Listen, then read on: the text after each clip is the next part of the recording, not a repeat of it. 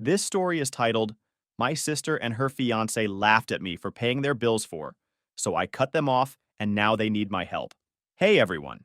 Before we jump into today's video, I need your help.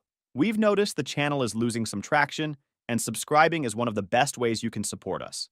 It's quick, free, and it helps us keep bringing you awesome content. Your support means the world. Let's keep this channel growing together. Thanks so much. Now let's start the video. Edit! Holy crap, this absolutely exploded overnight. RIP my inbox. I'm trying to respond to comments, but there are literally thousands. Thanks for all the awards. Though maybe save your money instead of giving Reddit more? That's kind of the point of this story, lol. Quick note before I start. Names changed for obvious reasons, and throwaway account because my sister's still obsessed with Reddit. Also, this is going to be a long one, so grab your popcorn. Some background about me before I dive into this dumpster fire.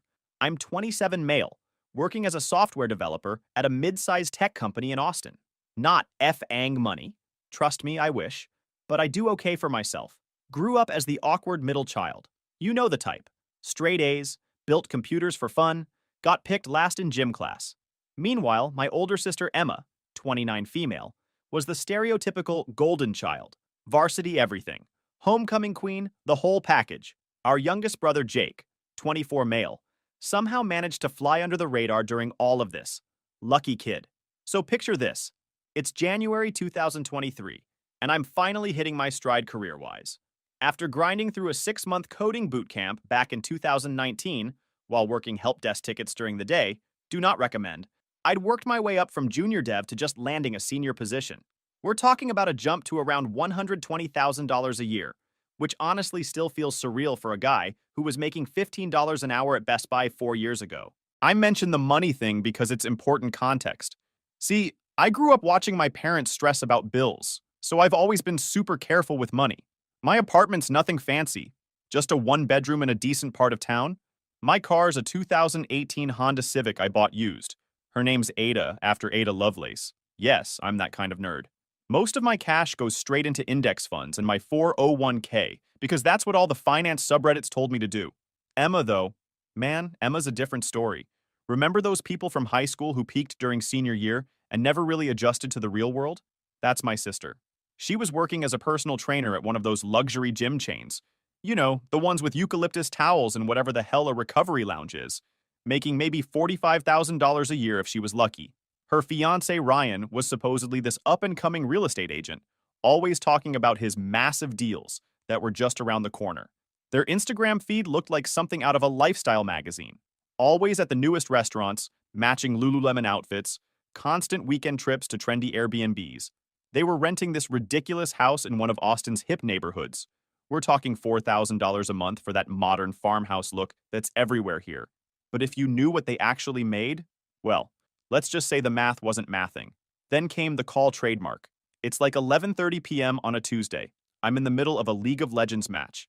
Yes, I still play, judge away. And Emma's calling. Now, Emma never calls me unless she needs something, so I already knew this wasn't going to be good. She's full on crying, can barely get the words out. Turns out they're 3 months behind on utilities, maxed out 4 credit cards. 4! And their rent check is about to bounce. Ryan's big deals had all fallen through, and his broker was threatening to pull his license if he didn't start closing something soon. Being the certified that I am, I felt bad. Like, genuinely bad. Maybe it was residual guilt from all those times she stuck up for me when kids were being jerks in middle school. Maybe it was because she actually said, I need your help for the first time in ever? Or maybe I'm just a sucker. But I offered to help, just until Ryan's next deal closes, she said. Maybe 2 or 3 months tops? She needed $2,000 to catch up on rent and get the utility companies off their backs. That's not nothing, but I had it in savings. And family's family, right? I sent the money that night, even helped her set up a budgeting spreadsheet that she never opened, and suggested some ways to cut back that she ignored completely. But hey, at least I tried to be responsible about it. Here's where I made my first mistake. I let it become a regular thing. Every month, Emma would send a Venmo request, sometimes with a heart emoji, sometimes with a, "You're the best brother ever." Once she even sent a photo of their dog with a sign saying, "Thank you, uncle, my name," which I'll admit was pretty cute. But looking back, it was all just manipulation. I kept telling myself it was temporary, that Ryan would start closing deals again. Spoiler, he wouldn't. that Emma would finally stick to a budget. Spoiler, she didn't. That they'd get their shit together and stop needing their nerdy little brother to bail them out. Biggest spoiler, nope. Instead, I watched through their social media as my money funded their perfect life. While I was meal prepping chicken and rice, they were posting stories from $200 sushi dinners. While I was putting off buying a new graphics card, Emma was showing off her new Dyson Airwrap. Took me 20 minutes of Googling to figure out what that even was. Apparently, it's a $600 hairdryer. The worst part? I actually defended them when my friends pointed out the red flags. They're just bad with money, I'd say. They need guidance. Families gotta stick together. God, I can't believe how naive I was. But as time went on, she got more, let's say, comfortable with the arrangement. The requests started coming with zero context, just the money amount, and usually some BS emoji combination like, or you're the best brother ever star. One time she even had the audacity to mark it as urgent because they wanted to book a limited time deal on a weekend trip to the hill country. You know? Because that's totally what emergency financial aid is for. Here's what really gets me though. I was actually making sacrifices to help them. Real ones. I had been saving up for a down payment on a house because Austin rent is getting ridiculous, but that fund basically became the Emma and Ryan support fund. I cut my 401k contributions from 15% to 6% just to keep my own emergency fund intact. My gaming PC is still running a GTX 1080 because I kept putting off upgrades. Hell, I even switched to store-brand coffee. Fellow developers will understand what a sacrifice that is. Meanwhile, their Instagram feed looked like a freaking lifestyle influencer's highlight reel. Let me paint you a picture of what my $2,000 was actually funding. October 2023. Emma posts about their spontaneous date night at that new rooftop sushi place downtown. Quick Google search shows their tasting menu is $150 per person, not including drinks. They got the sack pairing. I know because she posted all of it on her stories. November 2023. Ryan decides he needs a more professional image for real estate. Suddenly, he's wearing a different Polo logo shirt in every photo. The same week they're too broke to pay their water bill. Make it make sense. December 2023. They throw this massive Christmas party at their house. We're talking catered food, one of those professional light displays outside, custom cocktails, the works. Emma even hired a photographer, for a house party. Meanwhile, I'm eating microwave ramen because it's the end of the month and I just sent them their rent money. January 2024. Emma starts posting about her fitness journey. Again, new Lululemon everything. That stupid hydro rowing machine that cost more than my first car. A fridge full of those overpriced meal prep services.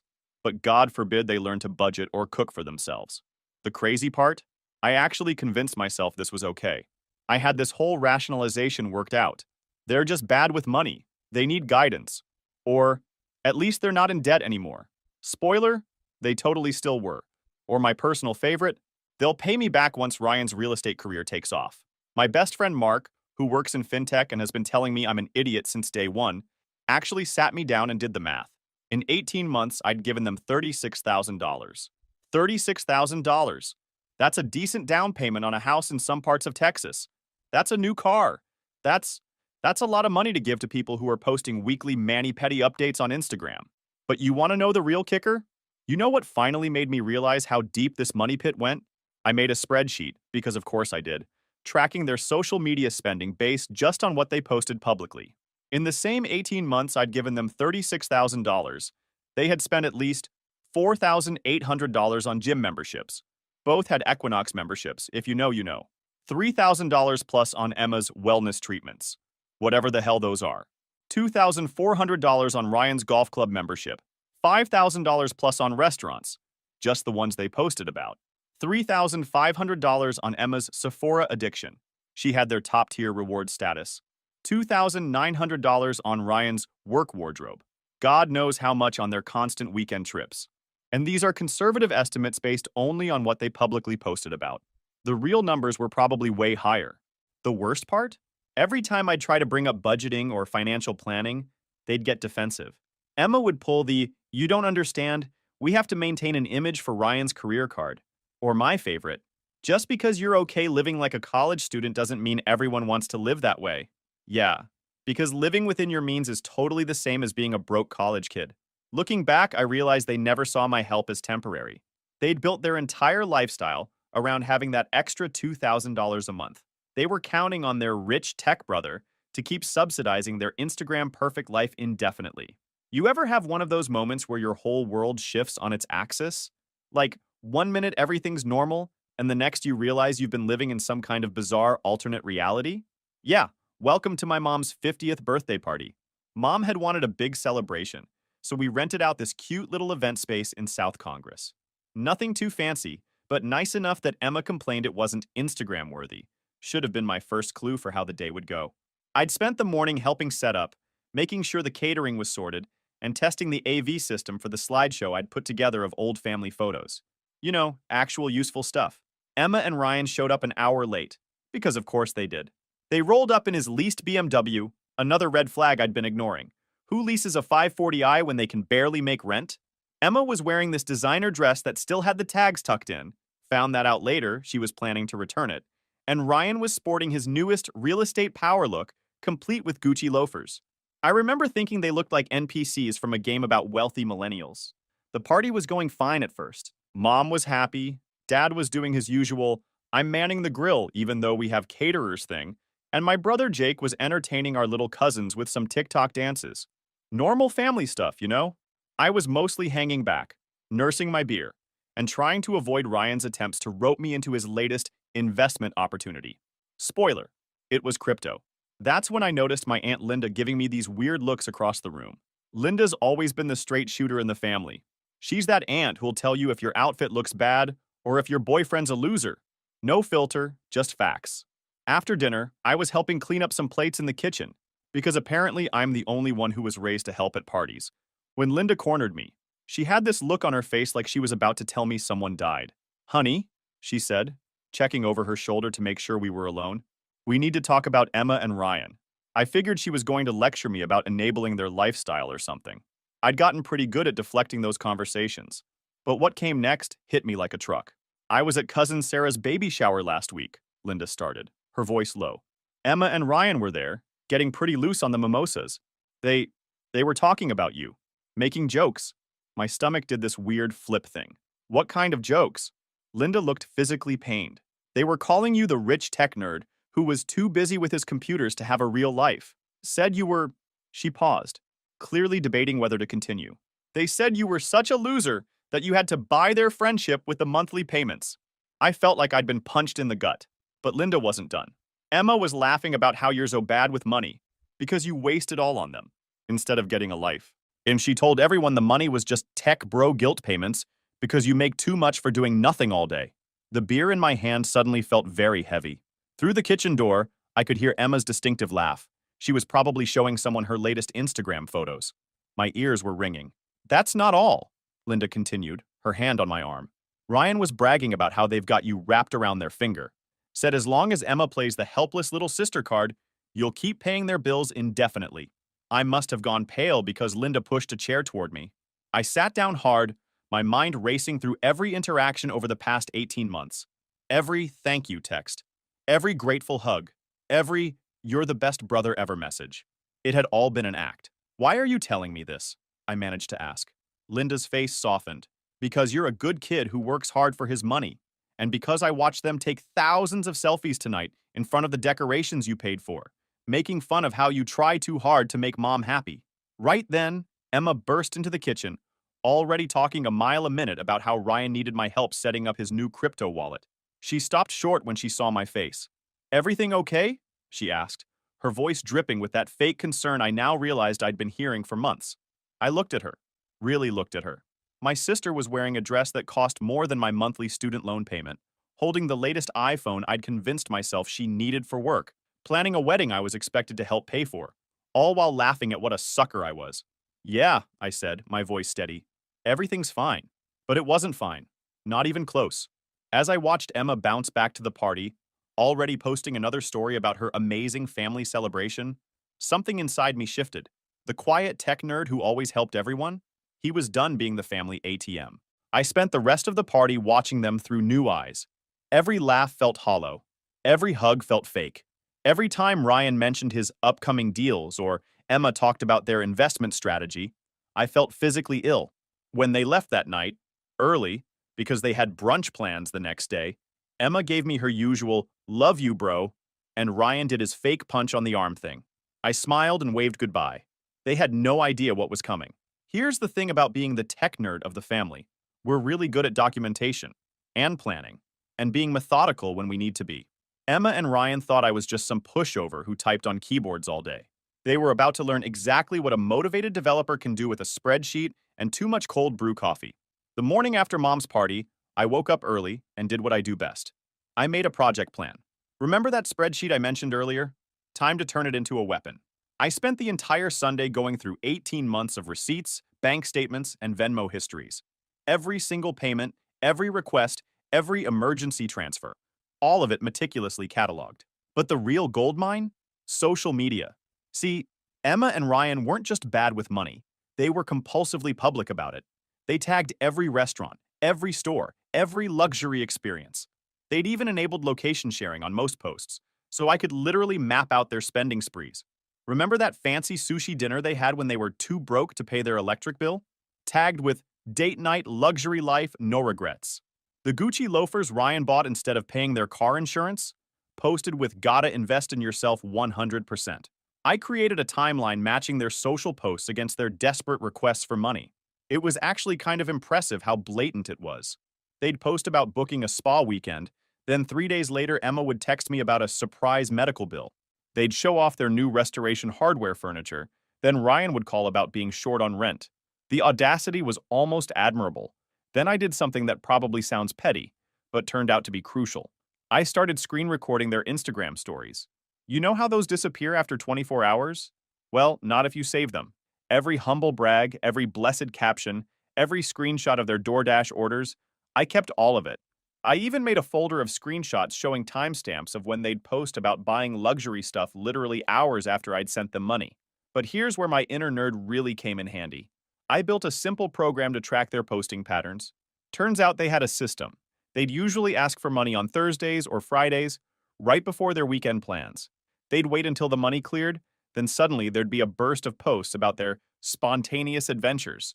Like clockwork, every single time. While I was doing all this detective work, they were still living their best fake life, completely oblivious. Emma sent her usual Venmo request that Monday. $2,000 with a "rent due" caption. I didn't respond.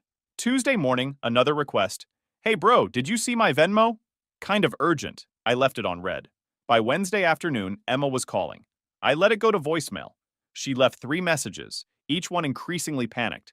The last one was just, "William, what the hell? We need that money." Thursday morning, I got the text I'd been waiting for.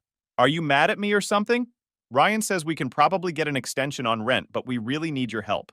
Call me?" That's when I made my first move. I sent back a single screenshot. Their post from Sunday showing their $500 recovery brunch at some bougie downtown restaurant, time-stamped just hours after they'd left Mom's party. No caption, no comment. Just the receipt they'd proudly shared with their food blogger friends. Emma called immediately. I actually smiled when I saw her name pop up on my phone. Time to put those improv classes I took in college to good use. "Hey, Em, sorry I've been busy," I said, making sure to sound distracted. "What's up? What's with the screenshot?" she demanded. "Are you, like, stalking my Instagram or something?" "Oh, that? Just noticed you guys had a nice brunch right after asking me to cover rent again. Must have been good. $500 is a lot for eggs." The silence on the other end was beautiful. I could practically hear her trying to come up with an explanation. That was different," she finally stammered. "Ryan had some clients he needed to impress. It's business expenses." "Right," I said, keeping my voice neutral. "Just like the Gucci loafers were a business expense, and the spa weekend was for networking?" Another long pause. "Who's been talking to you?" Her voice had that edge it gets when she's losing control of a situation. "Does it matter?" "Look, I'm having some cash flow issues right now. Might need to pause the payments for a while." "Cash flow issues?" She actually scoffed. "You make like $1 billion writing computer stuff." And there it was. The entitled attitude Linda had warned me about. The mask was already slipping. "Actually, I make $120,000 before taxes, and I've been sending you $24,000 a year. Want to do that math real quick? This isn't funny, William. We're counting on that money. We have bills to pay. Weird how you need my money so badly when you just dropped $900 on a Dyson Airwrap? Or was that for clients too?" Click. She hung up on me. Within an hour, my phone was blowing up. Ryan sent a paragraph about how I was tearing the family apart. Emma switched to guilt trip mode with a photo of their past due utility bill, conveniently cropped to hide the date. Even my mom texted asking if everything was okay, because Emma was very upset. But I stayed quiet, posted nothing, said nothing, just watched as they started to realize their gravy train had hit the brakes. The best revenge plan is like good code. You set it up right, then let it run itself. And boy, was it about to run. That's when Emma deployed her nuclear option. She called our mom crying. Now, you need to understand something about our mom. She's the sweetest person alive, but she's also been enabling Emma's behavior since we were kids. If Emma was upset, it was always someone else's fault. When she maxed out her first credit card at 19, Dad was too strict with money. When she dropped out of college, her professors were against her creative spirit. Now, her terrible money habits were apparently my fault for suddenly abandoning her. Mom called me at work, which she never does. I could hear the tension in her voice immediately. William, your sister is hysterical. She says you're refusing to help with their bills anymore? They might lose their house. First of all, it wasn't their house. It was a rental they could never afford. Second, the only thing they were at risk of losing was their luxury lifestyle. But try explaining that to a mother who's listening to her daughter sob about being homeless. Mom, I said, trying to keep my voice level, did Emma happen to mention that I've been giving them $2,000 every month for the past year and a half? Silence. Then, she said you were helping with rent sometimes. Sometimes? Mom, I've given them $36,000. That's more than some people make in a year. And want to know what they did with it? Check Emma's Instagram. I heard her typing. My mom's not super tech savvy, but she knows how to stalk her kids on social media. I waited as she scrolled through Emma's feed. The brunches, the shopping sprees, the weekend trips, all of it meticulously documented with blessed hashtags. Oh, she said quietly. I didn't realize. But Emma wasn't done. When Mom didn't immediately solve her problem, she started calling other family members. Aunt Linda already knew the truth, obviously, but others started getting involved. My cousin Mike texted asking if I was in some kind of trouble because Emma said I was acting erratic with money. Uncle Steve, who's some kind of financial advisor, called to offer his services because he'd heard I was struggling with fiscal responsibility. The stories Emma was spinning got wilder by the day. By the end of the week, half the family thought I was either having a mental breakdown, secretly gambling, or had joined some kind of tech cult that made me turn against my family. My brother Jake, bless his soul, just kept sending me popcorn emojis and asking if he could watch the next time it all kicked off. Then Ryan showed up at my office. I work at one of those typical tech companies in downtown Austin. You know, the kind with the cold brew on tap and beanbag chairs everywhere. I was in the middle of a code review when our receptionist pinged me on Slack. There's someone here insisting on seeing you? Says he's family? I walked into our lobby to find Ryan pacing back and forth, still wearing his realtor uniform, crisp polo, khakis, that fake Rolex he bought from his guy. He was trying to look professional, but I could see the desperation in his eyes. We need to talk, he said, trying to keep his voice down.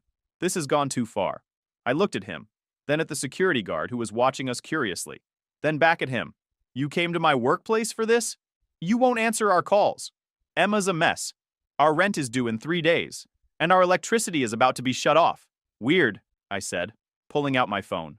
I opened Instagram and showed him Emma's post from that morning, a mirror selfie showing off her new Lululemon haul with the caption, "Treat yourself Tuesday." His face went red. That's not what it looks like.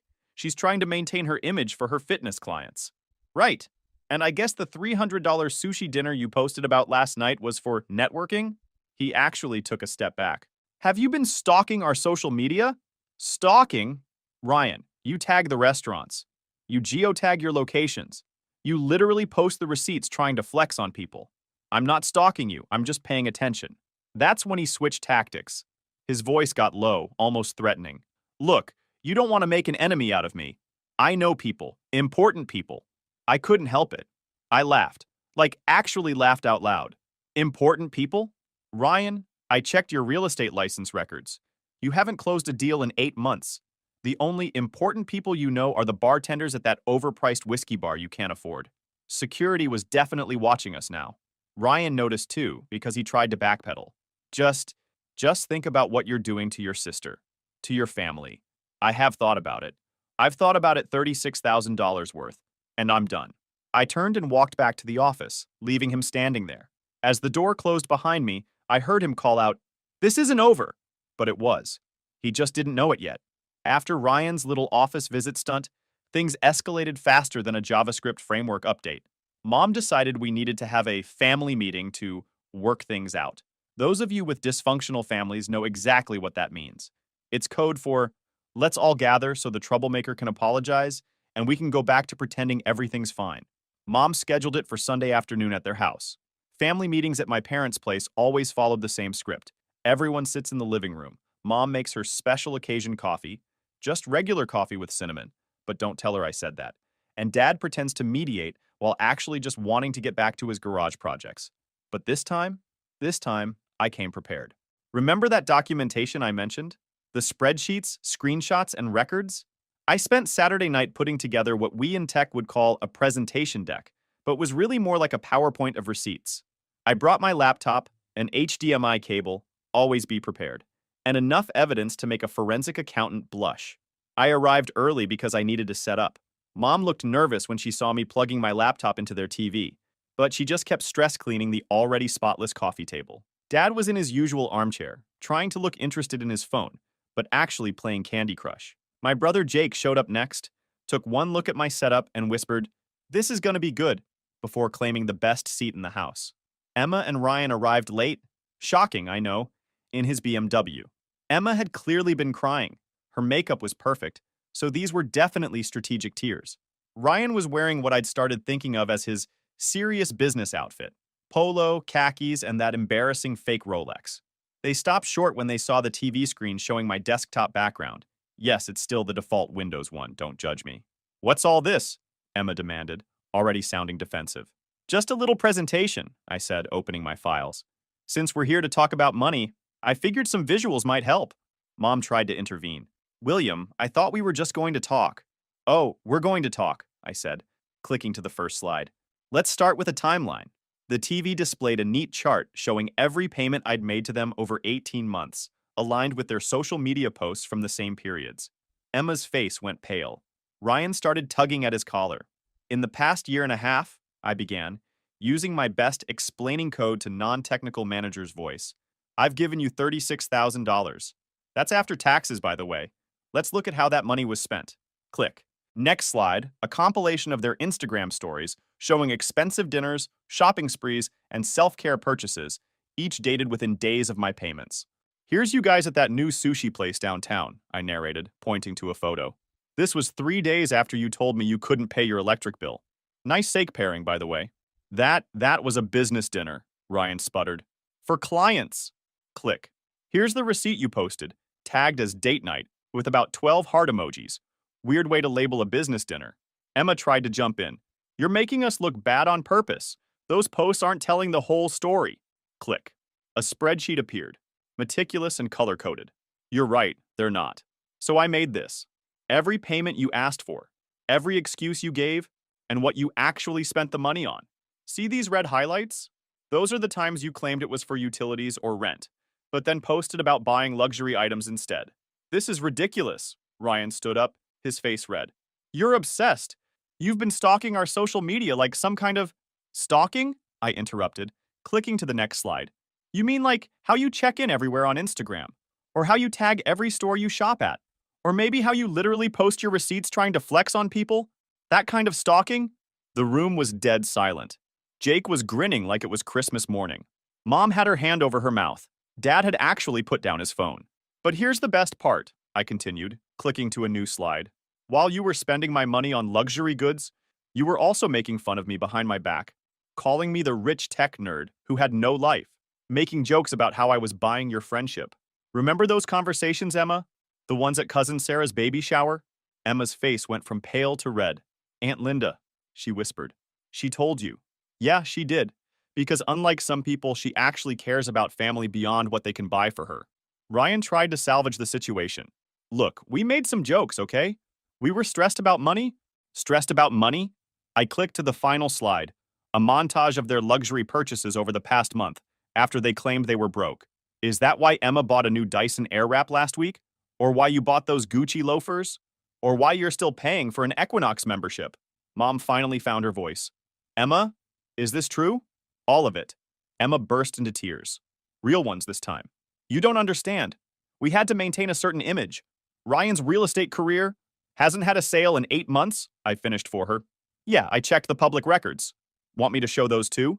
Ryan stood up so fast he knocked over his coffee. This is bull! You're trying to make us look like criminals. No, I said calmly. I'm showing everyone exactly who you are. You took advantage of my help, mocked me behind my back, and then had the audacity to act like victims when I stopped funding your fake lifestyle. That's when Dad finally spoke up. In his quiet, mechanic's voice that we all knew meant serious business. Ryan, sit down. Emma, stop crying. William, show us everything.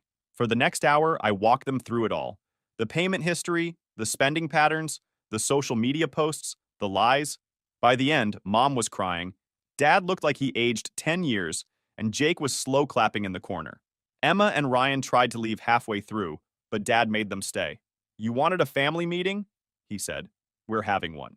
When I finally closed my laptop, the room was silent except for Emma's sniffling. Then Mom looked at them and said something I never thought I'd hear. I'm so disappointed in both of you. That's when I knew everything had changed. It's been 3 months since the family meeting that nuked my sister's fake Instagram lifestyle, and holy hell have things changed. Grab some popcorn, because this aftermath is better than any season finale I've ever watched. Remember how Emma and Ryan were always posting about their luxury lifestyle? Well, their social media went dark immediately after the meeting. Like, completely silent. The constant stream of brunches, shopping hauls, and inspirational quotes just stopped. Emma's last post was literally mid-story about some overpriced juice cleanse, the internet equivalent of a ghost town. But the real changes? Those started happening about a week after the meeting.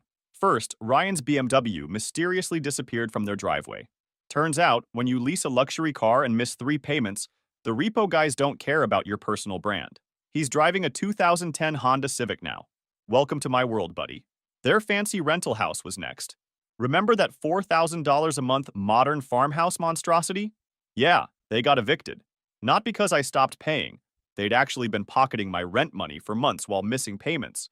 But because their landlord finally got tired of their excuses. The look on Ryan's face when he had to move their restoration hardware furniture into a storage unit was chef's kiss. Speaking of Ryan's real estate career, remember how I mentioned he hadn't closed a deal in 8 months?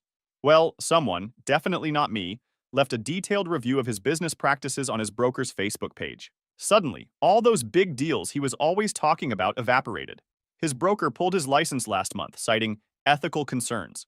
Now he's working at his uncle's car dealership in Round Rock. No more luxury real estate expert bio on LinkedIn. Emma tried to maintain her personal trainer / lifestyle influencer thing for about 2 weeks after moving back in with our parents. She'd post these weird, vague motivational quotes about weathering storms and staying authentic.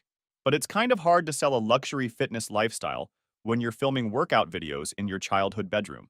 Her Equinox membership got canceled. Shocking, I know. And most of her clients jumped ship when they realized her whole image was fake. The family dynamics have been interesting. Mom went through about a week of trying to fix things before Dad finally sat her down and showed her their credit card statements. Turns out Emma had borrowed Mom's card information for some of those emergency shopping sprees. Now she's doing that quiet, disappointed thing that's somehow worse than anger. She actually made Emma get a real job. She's working as a receptionist at Dad's friend's dental office. No more flexible entrepreneur schedule. Jake, my absolute legend of a little brother, made a drinking game out of counting how many times Emma tries to blame her situation on everyone else during family dinners. Mercury isn't even in retrograde anymore, Emma. Maybe it's just consequences. I almost spit out my drink. The most satisfying part? All that designer stuff they bought trying to maintain their image? Most of it turned out to be fakes or returns they never sent back. Ryan's Rolex collection was all DH Gate specials. Emma's designer bags were mostly high-quality dupes from some sketchy website. Even their furniture was mostly Facebook Marketplace, finds they tried to pass off as new. The facade wasn't just cracking, it was completely fake to begin with. Last week, Emma tried one last time to fix things.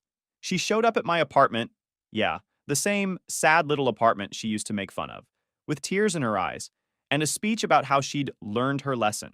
She talked about therapy and personal growth and understanding the value of money now. I listened to her whole speech. Then I showed her something I'd been saving. Screenshots of her messages to our cousins from just 2 weeks ago. still talking trash about me and planning how to get back on my good side so the money would start flowing again.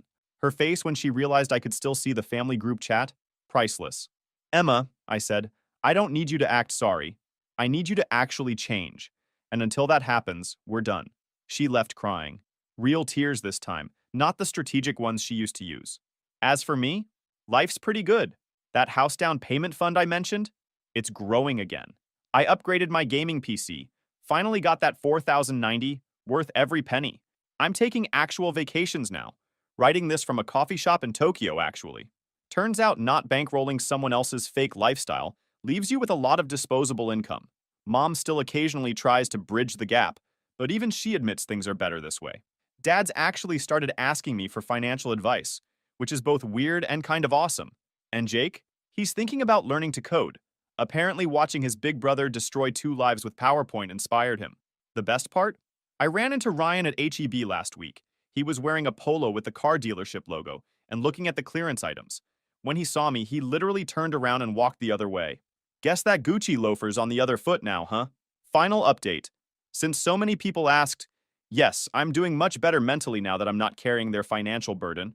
Therapy and weightlifting help a lot. And before anyone else asks, yes, my company is hiring. And no, I can't refer you. But maybe learn to code? It worked out pretty well for me.